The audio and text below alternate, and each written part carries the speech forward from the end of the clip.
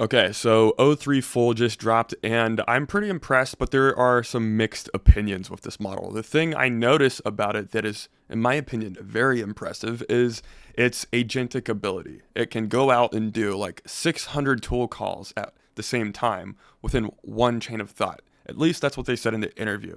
So I've played around with this model a little bit. I haven't really put it to the test, so I want to do that live and give you my reaction as to how good this model actually is, and I think it's going to be pretty good, to be honest. But let's test it out. Okay, just to walk you through what I'm doing here. First, what I did is I asked, what model are you? Because most models from OpenAI or any of the companies don't even know what model they are. So it has an awareness of what model it is. It says, I am OpenAI O3. I said, what are your capabilities? And it gave me a list of its capabilities. So what I'm going to do is I'm going to use the prompt that it made for me, because I asked it, okay, well, these are your capabilities, so can you make me a prompt to test out your capabilities for my YouTube channel? Here's the prompt it gave me, and it wants me to use this CSV file to test out its capabilities. So it's an S&P 500 deep dive 2025 challenge, blah, blah, blah. It's going to look at the trends and stuff like that and do a whole bunch of stuff. So I'm just going to click go, and then we can analyze the results. Okay, so it's starting to show some of the chain of thought here. It's showing the thought patterns. We can hit expand on that bad boy. So it's calling its first tool here, import pandas. Yeah, it's doing a lot of stuff.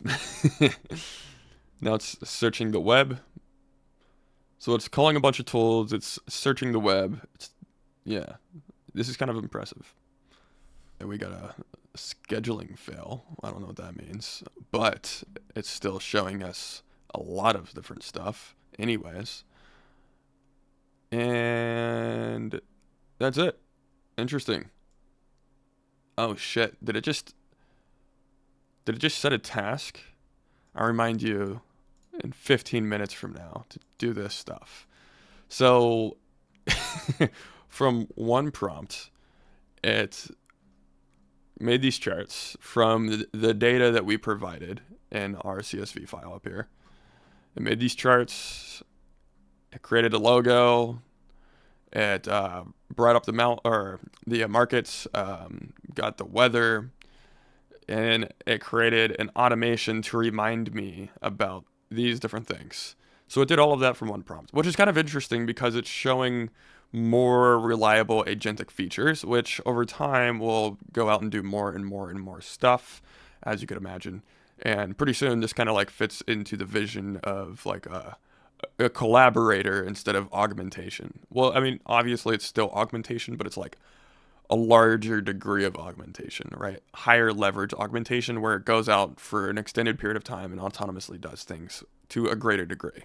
So to be honest, that was probably a pretty underwhelming example because it just did like 7 simple things. It wasn't like one big hard problem that it had to solve, and it calls a bunch of different tools to solve that one big problem. It was just a prompt that had 7 little things that it had to do in a sequential manner, and it kind of all tied together in a certain way, which is still pretty cool. Like that automated the job of an agentic assistant. Like if you had an assistant that needs to do something, I mean, it automates that job. And whenever GPT-5 comes out, as Sam Altman mentioned, GPT-5 was going to have the combination of operator, deep research, O3, which we just tested, and the GPT 4.5 model. So all of those things will be tied into one model, and it'll intuitively know, based off of the prompt that you give it, what action to take and how long to do it for, how deep to go or how shallow to go, or how to actually structure the outputs. Like all of those different things it'll just be intuitively doing at the same time. Now we kind of have a taste for something that is a little bit more agentic, and we can see how the chain of thought, like I've mentioned in previous videos, is something that goes outwards into computational tasks. And the way I think about the chain of thought and the way these models work is it's like optimization, right? It's kind of like water flowing down a river towards the goal that you set with the prompt. Or if you were to imagine a planet and there is a rocket ship on the planet, and the prompt that you put within the rocket ship basically is setting a destination. Like if you look at a planet and a rocket ship on it, there's like a bunch of different ways the rocket can go depending on how you put force in the rocket. And the prompt is basically like a way to direct that rocket and then find a goal, and then maybe it optimizes and does some sub goals and completes some tasks in pursuit of that main goal.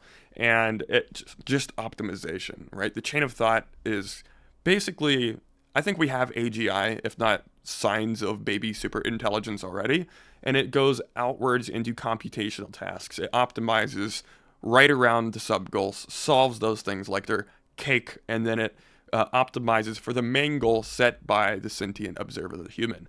I think that's what these models are going to be for their foreseeable future, to be honest. I think if we have a new architecture or we continue to scale them, it just scales further outwards into highly computational tasks, like computationally intensive tasks.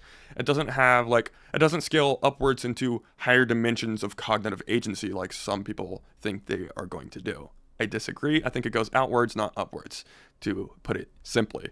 But nonetheless, I think this is a perfect taste of what agents are going to be like. Agents are going to be a chain of thought that continuously goes outwards, solving different problems, calling different tools, and then it comes back with the final product.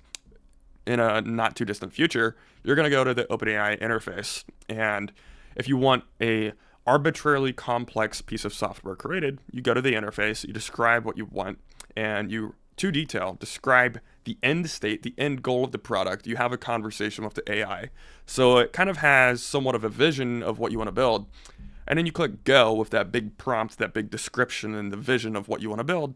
You click go, and just like the tool calls that we saw, it's optimization that goes out, sets all these little sub goals, solves different problems, and then brings back the main thing for you. In months from now, within 2025 for sure, I think we're going to have systems that are incredibly capable of doing long-term, long-horizon tasks very highly autonomously, and people are going to be extremely surprised. Like, I'm not very concerned about any, like, benchmarks anymore. The agentic abilities that this thing is showing is insane, actually. Because this is like whenever Sam Altman said reasoners are the bridge to agents, this is exactly why these are the bridge to agents, because they can call all of these different tools autonomously, set sub goals autonomously in pursuit of the main goal, and it's like optimization, kind of like a river, and there's a stone in the path of the water flowing down the river to the gravity. It's just optimizing right around the stone in a river, and the AI, the chain of thought, is optimizing right around any sub problems that arise in the pursuit of solving the main problem, right? That's what these systems are going to likely be for the foreseeable future. And this is a beautiful hint at AGI. I think this is AGI, actually. It's hard to argue against that. And ASI will be something that goes outwards for longer and does more impressive things. And whenever you have longer tasks, longer chain of thought, more test time compute, it starts to be able to do higher difficulty of things, like the novelty, the scientific discovery, the engineering feats of man will be completely different in a not too distant future, because this thing's going to just go out and like solve all of these different things and come back, and it's going to be pretty insane to watch, to be honest with you. Just watching that was like a small hint. That wasn't even a hard problem, as I discussed, but it's pretty incredible just to watch. Like, this is absolutely insane. Like, this is like signs of AGI, or if not signs of premature ASI, and things are going to be really cool really quick is all I can really say. That being said, I hope you found this video pretty enjoyable. There's a lot of misconceptions around this model. Some people are talking about like the benchmarks aren't as good as I want them to be. I just think we're moving past the benchmarks, man. Like, the benchmarks aren't really good measurement anymore. It's more so like, what are these things doing?